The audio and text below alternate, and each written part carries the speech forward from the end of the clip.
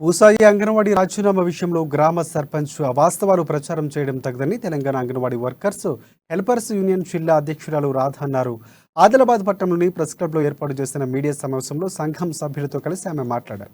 అంగన్వాడీలు ఏదైనా తప్పు చేస్తే శాఖాపరమైన చర్యలకు అధికారులకు ఫిర్యాదు చేయాలి తప్ప వేరే విధంగా స్పందించడం సరికాదని తీవ్రంగా ఖండించారు. ఇక ముందు ఇలాంటి ఘటనలు పునరావృతమైతే జిల్లా వ్యాప్తంగా ఆందోళనలు చేపడతామని స్పష్టం చేశారు.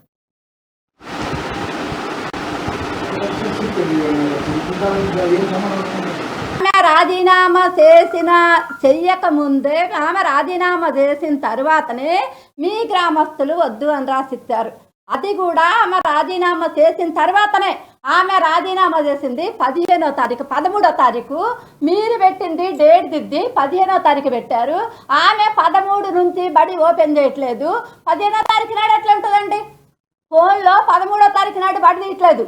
13 నుండి ఆ యొక్క గ్రామ పంచాయతీలో పూసాయి అంగన్వాడీ బడి 13వ తారీఖు నుంచి కూడా తీయట్లేదు.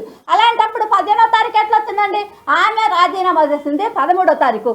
ఇక్కడున్న మేము ఆమె రాజీనామా చేసింది డేట్ దిద్దారు. 13వ తారీఖు ఉంటే 15వ తారీఖు దిద్దారు. ఇదే ఇప్పుడు దీన్ని బట్ట తెలుస్తుంది కదండి. ఆఫీసర్లను మీరు కాపాడుతున్నారా లేకపోతే మేము ఆఫీసర్లను బదనాం చేస్తున్నామా? అర్థం చేసుకోవద్దా మీరు? సర్పంచ్ నిజంగా మేమేమన్నా సూపర్వైజర్ని చీడిపోనిగినా ఏమైనా వ్యక్తిగతంగా